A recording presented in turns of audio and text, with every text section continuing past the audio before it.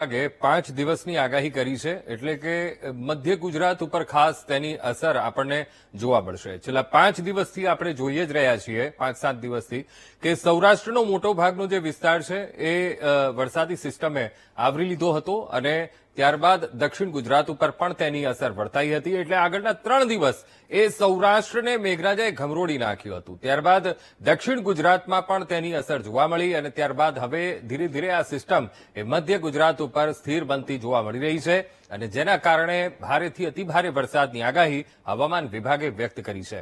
હવે વિન્ડી એપ્લિકેશનના માધ્યમથી આપણે સમજવાનો એ પ્રયત્ન કરવો છે કે રાજ્યના હવામાન વિભાગે તો કહ્યું છે કે 5 દિવસ ભારે વરસાદ રહેશે.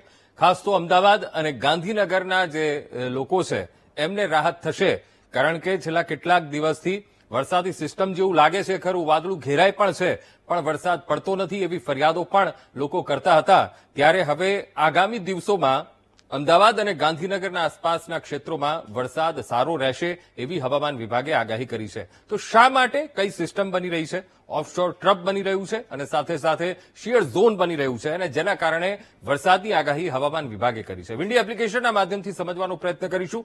સૌથી પહેલા તો જે શિયર ઝોનની જે વાત કરવામાં આવી છે, આખો આ ભારતનો આપણો નકશો છે અને ત્યાં જે આખી આ સિસ્ટમ બની રહી છે એના ઉપર સૌથી પહેલા વાત કરીશું, કારણ કે જો શિયર ઝોનને સમજવું હશે તો તમારે આ આખા નકશાને તમારે ધ્યાને લેવો જ પડશે, તો જ એ શિયર ઝોનને તમે સમજી શકશો કે આ શિયર ઝોન ક્યાં બની રહ્યું છે. આ જે આખો જે મધ્યનો જે ભાગ છે, મધ્ય ભારતનો ભાગ, એ આખો શિયર ઝોનનો એ ભાગ છે અને મધ્ય ગુજરાત સુધી એ આખો ભાગ એ અડી રહ્યો છે અને જેના કારણે ભારેથી અતિભારે વરસાદની આગાહી હવામાન વિભાગે વ્યક્ત કરી છે. મધ્ય ભારતમાં તો તેની અસર રહેશે, પણ હવે ધીરે ધીરે એ શિયર ઝોનની અસર જે આખી આ સિસ્ટમ બની છે એ સિસ્ટમ ઉપર તરફ પણ રહેશે, ત્યારે ગુજરાતમાં પણ તેની અસર ખાસ જોવા મળશે.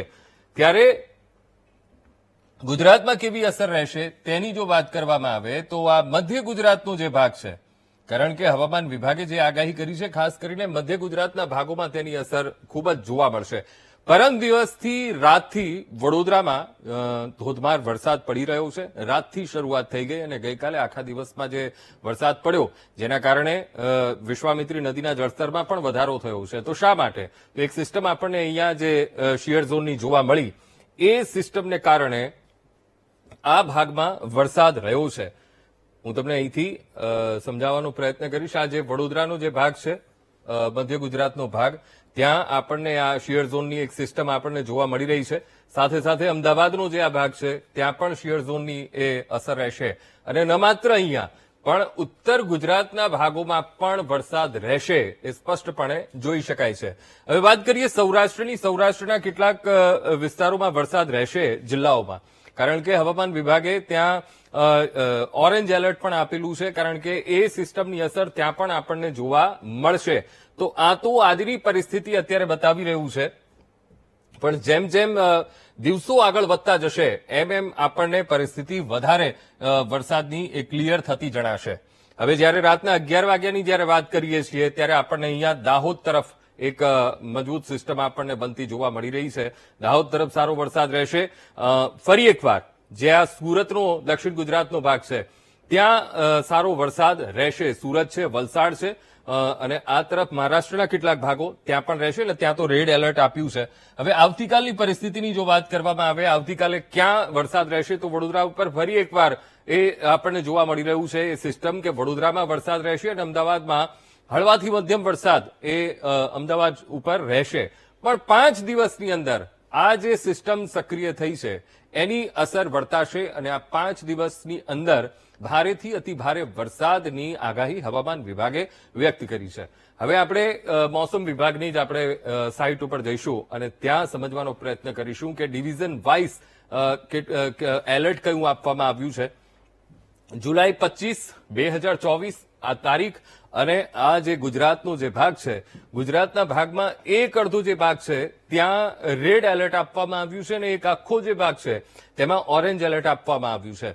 કારણ કે જે રીતે પહેલા જ હવામાન નિષ્ણાતોએ પણ કહ્યું હતું, હવામાન વિભાગે પણ કહ્યું હતું કે આવનારા દિવસોમાં જોર ઘટશે સૌરાષ્ટ્રના પ્રદેશોમાં, કારણ કે છેલ્લા 2-3 દિવસ ત્યાં જે સિસ્ટમ હતી તેના કારણે વરસાદ પુષ્કળ થઈ ચૂક્યો છે. હવે જે શિયર ઝોનની જે સિસ્ટમ છે એ દક્ષિણ ગુજરાતનો ભાગ, સાથે સાથે મધ્ય ગુજરાતનો ભાગ અને ઉત્તર ગુજરાતનો કેટલોક પ્રદેશ પણ આવરી લેશે અને જેના કારણે ત્યાં ભારેથી અતિભારે વરસાદ જોવા મળશે. તો મહારાષ્ટ્રનો કેટલોક ભાગ પણ અહીંયા જોવા મળી રહ્યો છે. મહારાષ્ટ્ર અને કોંકણનો જે ભાગ છે ત્યાં પણ સારો વરસાદ રહેશે. ચાર્ટના માધ્યમથી સમજવાનો પ્રયત્ન કરીશું કે આજના દિવસમાં ક્યાં ક્યાં રેડ એલર્ટ આપવામાં આવ્યું છે.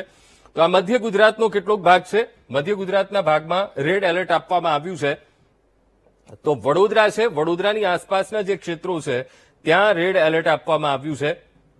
આ વડોદરાની આસપાસનો જે ભાગ છે, વડોદરા છે, પંચમહાલ છે, આ તરફ એ ભાગો એવા છે કે જ્યાં ભારેથી અતિભારે વરસાદ રહેશે. ઓરેન્જ એલર્ટ એ આણંદ જિલ્લામાં ઓરેન્જ એલર્ટ આપવામાં આવ્યું છે. સાથે સાથે પોરબંદરની તરફ પછી ગીર સોમનાથ છે ત્યાં અને જુનાગઢ, અમરેલી અને ભાવનગર જિલ્લો જ્યાં ઓરેન્જ એલર્ટ આપવામાં આવ્યું છે ત્યારે ત્યાં પણ સારો વરસાદ રહેશે અને બીજા બધા જે જિલ્લાઓ છે ત્યાં હવામાન વિભાગે યલો એલર્ટ આપ્યું છે.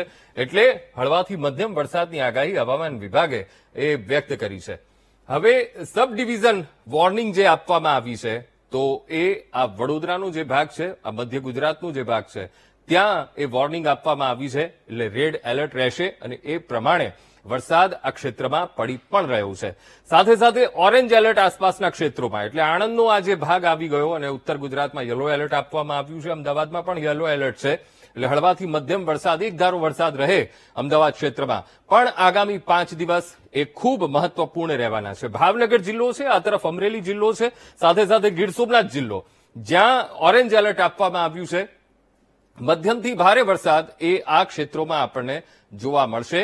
ત્યારે આ આખી સિસ્ટમને સમજવાનો પ્રયત્ન કર્યો કે શા માટે રાજ્યના હવામાન વિભાગે 5 દિવસ મધ્ય ગુજરાત ઉપર ભારે વરસાદની આગાહી આપી છે. કારણ કે જે બે વરસાદી સિસ્ટમ મજબૂત રીતે બની છે અને આ સિસ્ટમને લઈને આ પ્રદેશોમાં સારો વરસાદ રહેશે. જીતુલ